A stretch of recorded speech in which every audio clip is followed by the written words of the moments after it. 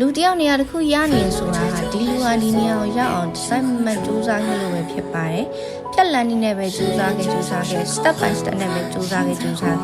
ဒီလူဟာသူ့ဘာလို့ရှင်လဲဆိုတာသူအတိအကျသိနေတာဖြစ်တဲ့အတွက်ဒီနေရာကိုသူရောက်အောင်သွားနိုင်တာဖြစ်ပါတယ်အော်ကျမရဲ့တပည့်တော်ကျမအရင်ဆုံးမလေးရှိတယ်မဘလိန်နဲ့မရှင်နဲ့ကိုပဲ focus လုပ်ပါကိုပါလို့ရှင်လဲဆိုတာသိပြီးတော့ကိုရဲ့လိုချင်တဲ့ပန်းတိုင်ကိုဘယ်လိုသွားမလဲဆိုတာကိုပဲ focus လုပ်ပါ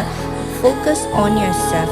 မင်းကိုမင်းပဲ focus လုပ်ပါတခြားလူတွေနဲ့တော့များ तू ကတော့ဘာကြောင့်အောင်နေလဲ तू မှာဘာရှိရလဲဆိုတဲ့စိတ်ဝင်ဖြစ်အောင်ကျမက guideline နဲ့ပေးတယ်လို့ရှိရတယ်ဖြစ်အောင်စနေအောင်ကျမလုပ်ပြီးရတွန်းပို့ပြီးရဆွဲခေါ်ပြီးအဲ့ဒါကြောင့်မလို့ဒီစူးစမ်းနေလူတွေအကုန်လုံးပြောချင်တာကို focus လုပ်ပါကိုယ်ပဲနေရာที่တွားချင်လဲဆိုတာကိုပဲ focus လုပ်ပါ